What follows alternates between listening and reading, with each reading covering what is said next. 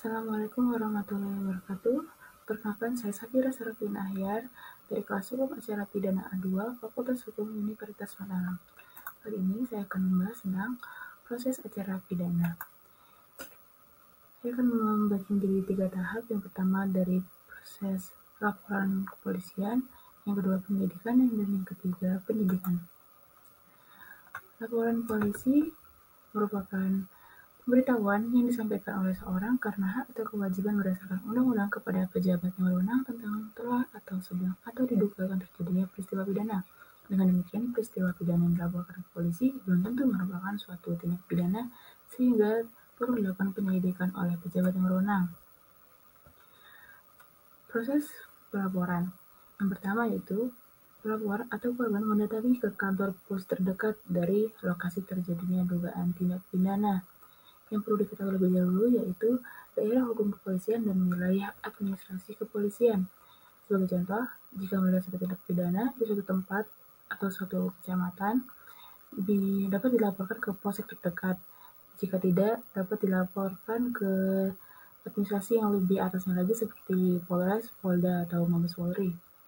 Dan yang kedua, melapor baik secara tulis, lisan, maupun dengan media elektronik pada SPKT.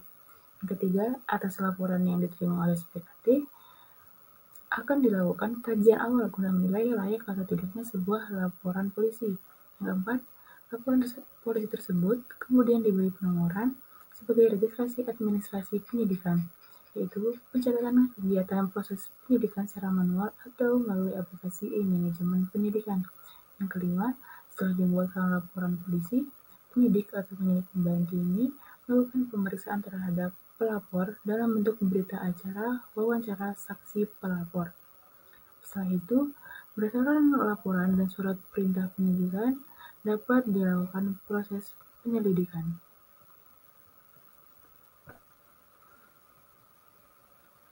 Penyelidikan. Pada proses penyelidikan ini, merupakan serangkaian tindakan penyelidik untuk mencari dan menemukan suatu peristiwa yang digunakan sebagai tindak pidana guna menentukan dapat atau tidaknya dilakukan penyidikan menurut cara yang diatur dalam undang-undang. Yang dapat menjadi penyelidik yaitu polisi dan juga jaksa, Bapepam, dan Tantamahel. Proses penyelidikan. Yang pertama, penyidik wajib menunjukkan tanda pengenalannya.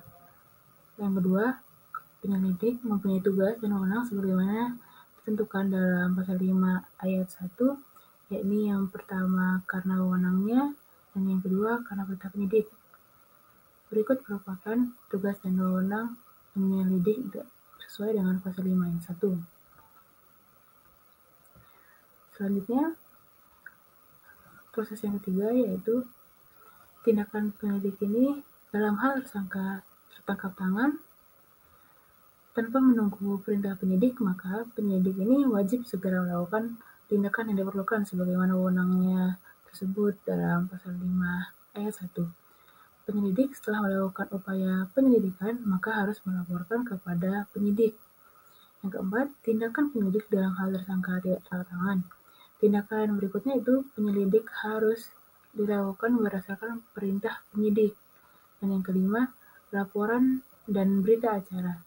Atas tindakan-tindakan yang harus dilakukan, penyelidik wajib membuat berita acara dan melaporkan kepada penyidik di daerah hukumnya. Selanjutnya yaitu penyidikan. Penyidikan adalah serangkaian tindakan penyidik dalam hal dan menurut cara yang diatur dalam undang-undang untuk mencari serta mengumpulkan bukti yang dengan bukti itu membuat terang tindak pidana yang terjadi dan guna menemukan tersangkanya.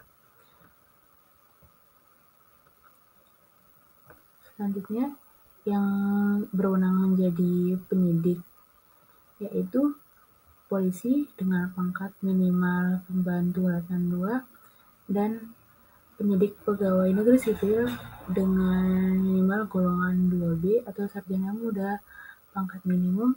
Dan yang ketiga menurut undang-undang yaitu jaksa. Akan tetapi jaksa ini hanya untuk menangani tindak pidana khusus seperti tindak pidana korupsi, tindak pidana subversi, tindak pidana ekonomi, dan yang lainnya. Pada proses penyidikan, tindakan penyidik yakni yang pertama, penyidik wajib segera melakukan tindakan penyidikan yang diperlukan. Yang kedua, jika penyidik telah dimulai, penyidikan memberitahu kepada penuntut umum. Dan yang ketiga, penyidik wajib menangkap tersangka dan wajib segera melakukan pemeriksaan dan tindakan lain dalam rangka penyidikan. Selanjutnya, apabila tindakan penyidik dalam hal tersangka tidak tertangkap tangan, maka penyidik harus mempelajari dan meneliti peristiwa dengan cermat apakah dapat dilakukan penyidikan atau tidak. Sekian dari saya. Terima kasih. Wassalamualaikum warahmatullahi wabarakatuh.